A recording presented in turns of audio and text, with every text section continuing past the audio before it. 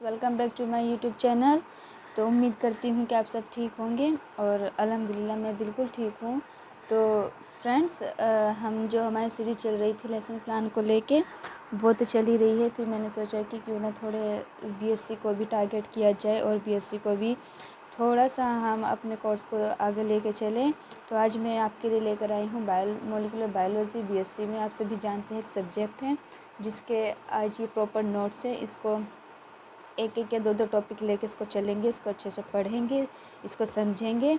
ठीक है, अगर आपको नोट्स की ज़रूरत हो तो आप इन नोट्स को देख लीजिएगा। अगर आपको ये वीडियो अच्छी लगे तो प्लीज़ इस वीडियो को लाइक करना और सब्सक्राइब करना तो बिल्कुल मत भूलना। ठीक है, तो चलिए स्टार्ट करते हैं। हमारा अपना आज का सब्जेक्ट क्या रहेगा, फर्स्ट टॉपिक रहेगा, फर्स्ट वीडियो रहेगी। ठीक है, मॉलिक्यूलर बायोलॉजी। ओके, तो चलिए शुरुआत करते हैं। अपना आज का टॉपिक क्या है, सब्जेक्ट क्या रहेगा, मॉलिक्यूलर बायोलॉजी। इसको चाहे आप क्या है हाईलाइट कर लो, मॉलिक्यूलर बायोलॉजी। ओके, तो मैं थोड़ा डिफ़ाइन करती चलूँगी, वैसे आपको पूरे नोट्स मिल जाएंगे तो आप अच्छे से इसको रीड आउट कर लेना। ओके, चलिए। Molecular biology is the field of biology that studies the composition, structure and inheritance of cellular molecules such as nucleic acid and proteins that carry out the biological process essential for the cell functions and maintenance. Molecular biology क्या है? Molecular biology किसकी field है? Biology की, जिसके अंदर हम study करते हैं composition, structure and inheritance of cellular molecules. ठीक है, जैसे न्यूक्लिक एसिड्स हो गया, प्रोटीन्स हो गया, क्या है, कैरी आउट करते अपने बायोलॉजिकल प्रोसेस को। क्यों? ताकि जो हमारी क्या है सेल्स की फंक्शनिंग है उसको क्या कर सके, मेंटेनेंस कर सके। इसीलिए क्या है, एसेंशियल है।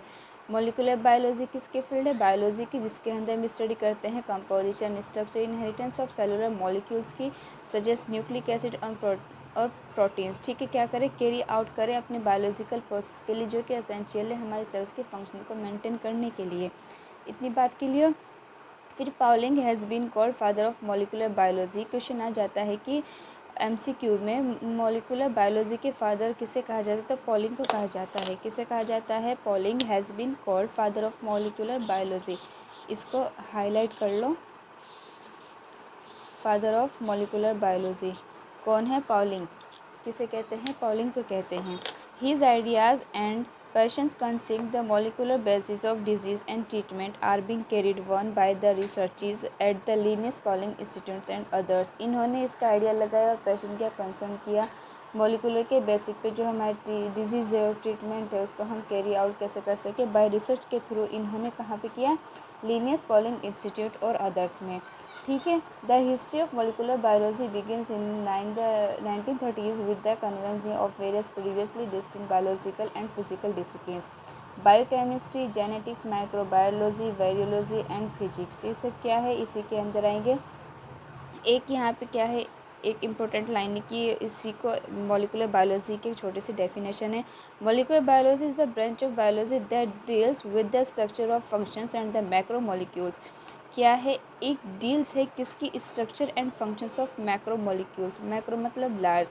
Example proteins and nucleic acid essential to life. हमारी लाइफ के लिए जो एसेंशियल है उसकी एक तरीके की बायोलॉजी की मॉलिकुलर बायोलॉजी क्या है, स्टडी है जो कि डील्स करती है structure of functions of the macro molecules. Example में proteins and nucleic acid essential to life. इसको भी हाईलाइट कर सकते हैं, proteins and nucleic acid structure and functions of macro molecules. ठीक है, ये क्या है, यहाँ पे एक छोटा सा डायग्राम है। Molecular biology, proteins, biochemistry, function, genetics और जीन्स। ठीक, function, genetics, genes, molecular biology, protein और बायोकेमिस्ट्री। क्लियर? अब बात करते हैं DNA as a genetic material. सभी को पता है हमारा जेनेटिक मटेरियल क्या है, डीएनए। डीएनए क्या है? एज ए जेनेटिक मटेरियल है। DNA stands for deoxyribonucleic acid. सभी को पता है डीएनए की फुल फॉर्म क्या है? Deoxyribonucleic acid. DNA is a wide structure variety because the 4 types of nucleotide units. क्या है डीएनए की structure?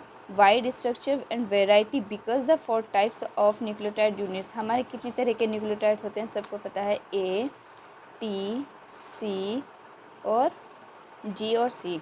Adenine, guanine, adenine, thymine, guanine और साइटोसिन। ठीक, देखो यहाँ पर कितने तरह के न्यूक्लियोटाइड्स हैं। न्यूक्लियोटाइड्स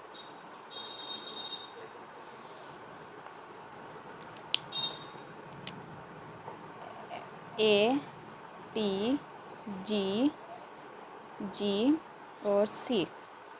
एडेनिन, थाइमिन, ग्वानाइन और साइटोसिन। थोड़ा दिख नहीं रहा है, क्या है? एडेनाइन, थाइमिन, ग्वानाइन और साइटोसिन। ओके, ये क्या है? 4 टाइप्स के हमारे न्यूक्लियोटाइड्स हैं। क्लियर? ये बात समझ में आ गई। अब हमारा नेक्स्ट पॉइंट क्या होगा, इसको थोड़ा सा जूम आउट करते हैं। देखो, all the somatic cells of a given species contain the same amount of DNA. जितने भी हमारे सोमेटिक सेल्स है उसके अंदर क्या है? सेम अमाउंट ऑफ डीएनए, और उसका डबल अमाउंट कहाँ पे पाया जाएगा? गैमेट सेल में। It exhibit infinite variety due to unlimited sequence its monomer can occur. क्या एग्जिबिट करता है? Infinite variety. इनफाइनाइट वेराइटी का मतलब आप समझते हैं unlimited sequences. It's monomer can occurs.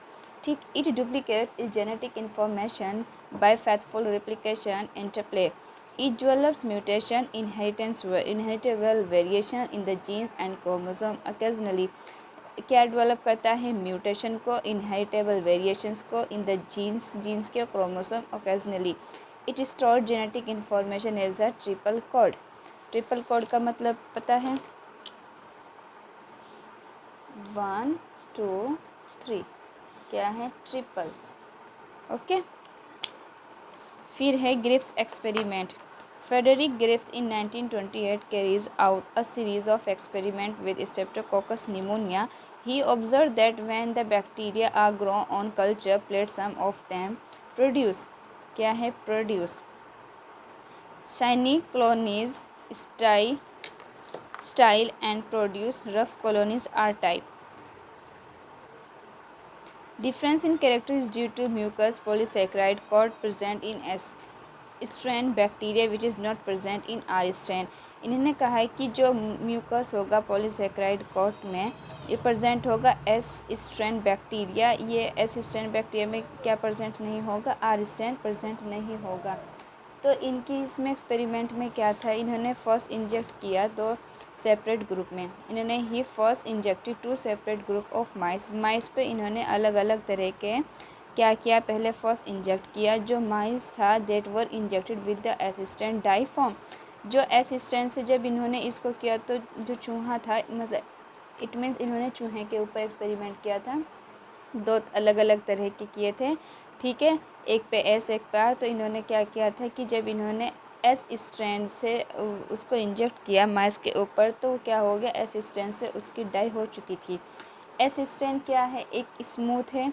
Are virulent strains causing pneumonia. R strain क्या है? रफ है। Mice were injected with R strain but do not does pneumonia and they live. S smooth से क्या हो गया था? इसको निमोनिया कॉजिंग हो गई थी। यहाँ हमने पढ़ा भी एस स्ट्रेन से क्या हो गया था? जो माइस था वो उसकी डाई हो चुकी थी। आर स्ट्रेन क्या है? एक रफ है। जब माइस को इसको इंजेक्ट किया गया आर स्ट्रेन से तो क्या था? ये क्या है? इसको निमोनिया टाइप कॉज कुछ नहीं हुआ। क्या? ये जिंदा रहा। तो यही एस टाइप और आर टाइप है। Experiment Griffith injected both S and R strain to mice the one which was injected with the S strain. तो इनमें से क्या इनका एक इंजेक्टेड काम किया? एस स्ट्रेन से जब इन्होंने किया तो क्या था? यहाँ पे उसकी वो मर चुका था, उसकी डेथ हो चुकी थी। एस कैसा है? एक स्मूथ है। आर कैसा है? एक आर स्ट्रेन कैसा है? एक रफ है। ठीक है, इससे क्या है? कॉजिंग निमोनिया था। माइस को जब इसे इंजेक्ट किया तो क्या हो गया था? Are strain but do not does pneumonia and they live. ये इससे जिंदा रहा, इससे मरा नहीं आर स्ट्रेन से। ठीक है, तो यही आज वो था हमारा मॉलिक्यूलर बायोलॉजी के बारे में छोटा सा टॉपिक्स, ठीक है। कल हम पढ़ेंगे स्ट्रक्चर ऑफ डीएनए क्या होता है और कैसे कैसे इसकी स्ट्रक्चर बनती है, ठीक है। देखो आप यहाँ पे देख भी लो ग्रिफ्स, ठीक है, कल ही पढ़ेंगे इसके बारे में। यहाँ पे Griffith experiment and transforming principle, living S strand, virulent, यहाँ पर ये माउस था जो कि मर चुका था। फिर living R strand, no relevant, यहाँ पे जो माउस था वो जीवित था। डेड स्ट्रैंड्स में जब इसको हीटेड किया तो तब भी यहाँ पे माउस क्या है, लाइव है। जब इसको मिक्स किया R strand dead, S strand, तो यहाँ पे क्या हो गया था, माउस मर चुका था। ये क्या था हमारा Griffith experiment and transforming principal, ठीक है। तो चलिए गाइज़, अपना आज का लेक्चर हम यहीं पे ख़त्म करते हैं। आई होप आपको ये समझ में आया हो और आपको नोट्स भी समझ में आए हो। तो ये थोड़ा सा पेपर फट गया, उसके लिए आई एम सॉरी। ओके, चलो बाय।